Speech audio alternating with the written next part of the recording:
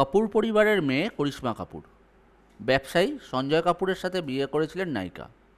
দুই সন্তানও রয়েছে তাদের, কিন্তু সেই বিয়ে টেকেনি। যদিও তারপর এখনও সিঙ্গেল মা হিসেবেই রয়েছেন করিনার দিদি।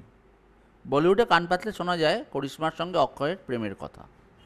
বিনোদ খান্নার ছেলে অক্ষয় নিজের অভিনয় গুণে দর্শকদের মনে জায়গা করে নিয়েছিলেন। জানেন, এই অভিনেতার প্রেম করেছেন একাধিক, কিন্তু আজও কারোর সঙ্গে বিয়ে করেননি। অক্ষয় খান্নার প্রেমিকার তালিকায় নাম রয়েছে সুচিত্রা সেনের নাতনি রিয়া সেন থেকে ঐশ্বর্য রায়ের। তবে কারোর সঙ্গেই তার সম্পর্ক টেকে নেই। জানেন, কাপুর পরিবারের এক মেয়ের সঙ্গে দীর্ঘদিন প্রেম ছিল অক্ষয়ের। বলিপাড়ায় কানাঘুষো শোনা যায় রণধীর কাপুর নাকি তার কন্যার বিয়ের প্রস্তাব নিয়েও গিয়েছিলেন অক্ষয়ের কাছে, কিন্তু অন্য এক মহিলার কারণে অক্ষয়ের বিয়ে শুধুমাত্র ভাঙেই না, সম্পর্কও ভেঙে যায়।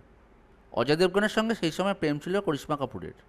সেই সম্পর্ক ভাঙে অক্ষয়ের জন্য।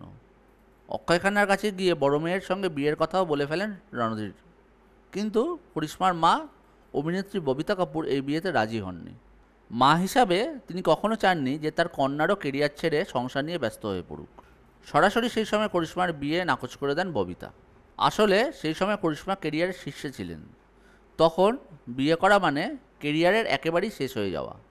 ববিতা তার সিদ্ধান্তে অটল থাকায় করিশ্মা এবং অক্ষয়ের বিয়ের কথা গোড়াতেই থেমে যায়।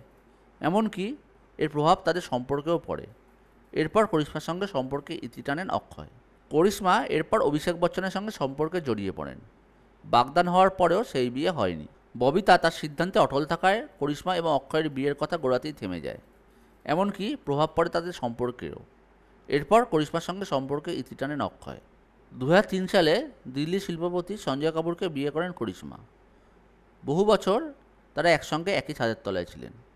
তাদের দুই সন্তানও রয়েছে, কিন্তু তারপরেও 2016 সালে তাদের বিবাহ বিচ্ছেদ হয়ে যায়।